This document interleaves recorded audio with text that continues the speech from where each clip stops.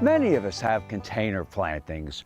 Might be hanging baskets, it might be larger containers like this, or smaller containers out on your patio or deck.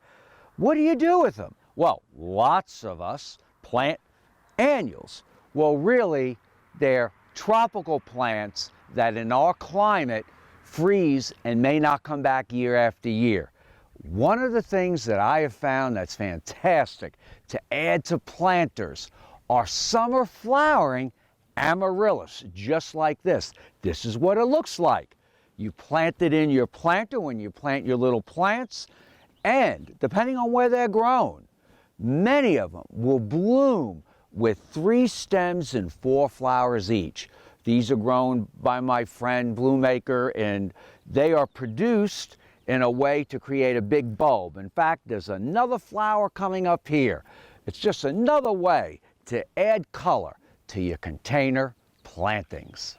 The summer blooming amaryllis bloom for 4, 6 weeks, maybe even longer.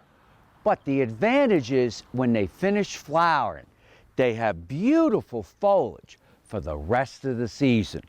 And if you have some old flowers, you just come through and you can just remove some of the old flowers, and you can come in and remove some of the old stems, and you got the great foliage. One of the things we do with these planters, I'm a firm believer in mixed colors.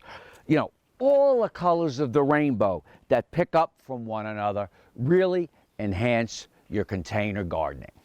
Consider making your outdoor containers permanent.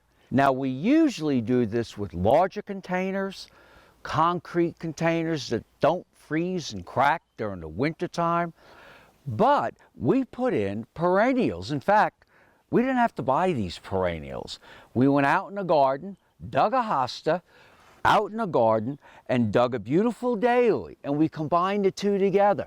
You can even have hosta in ferns, and even combine a hosta or ferns and annuals in the same container, but you leave them outdoors, saves a lot of money. Just think about all the different types of hardy hosta that you have. Now, hosta, some will grow in full sun, but most of them like bright shade. And you can see the variety and size of the leaves. They're beautiful. And you can even combine 3 different hostas in a container. But then we have the golds, which are nice. Then the dwarf little blues or the variegated forms. And then you have the giant leaved hosta. Some people even incorporate conifers or dwarf conifers in these same plantings. Again, just leave them outdoors. They have to be big enough, and they'll survive through the winter, and you can enjoy them year after year without having to replant them. I'm Mark Viette. Join me next time in the garden.